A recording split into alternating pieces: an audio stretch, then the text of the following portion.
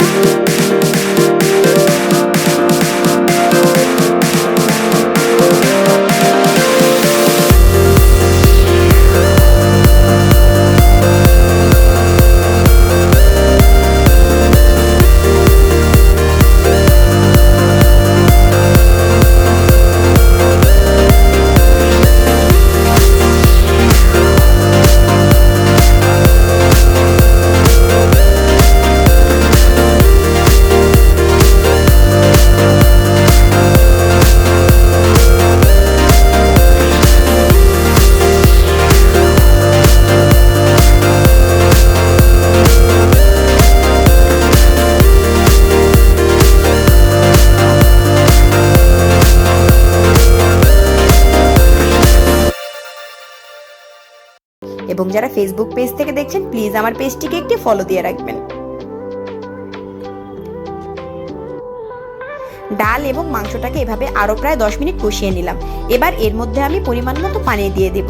পানির পরিমাণটা একটু বেশি দিব, যেহেতু গরুর মাংসটা সিদ্ধ হতে একটু সময় লাগে এবং বুটের ডালটা সিদ্ধ হতে মোটামুটি বেশ ভালো সময় লাগে। ঢাকনা দিয়ে ঢেকে প্রায় আমি 40 থেকে 45 মিনিটের মতো এটাকে আমি রান্না করে নিব। ঢাকনা তুলে মাঝে মাঝে নেড়ে দিব।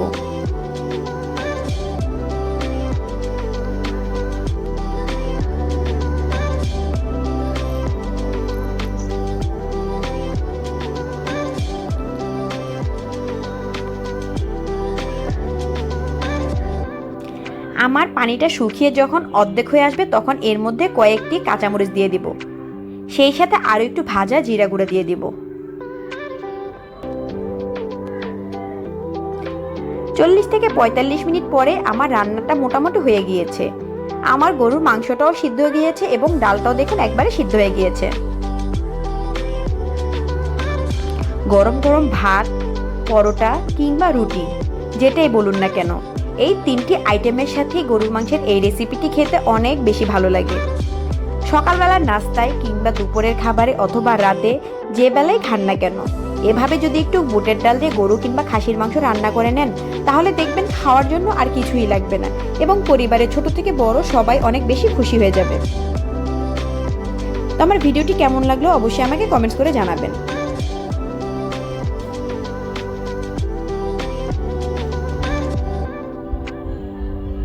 আমার বাসার সকলেরই এই আইটেমটি অনেক বেশি পছন্দের, তাই প্রায় আমার এটি রান্না করতে হয়। তা আজকে আপনাদের সাথে শেয়ার করে নিলাম। তো সবাই কেমন লাগলো অবশ্যই আমাকে জানাবেন। আল্লাহ হাফেজ।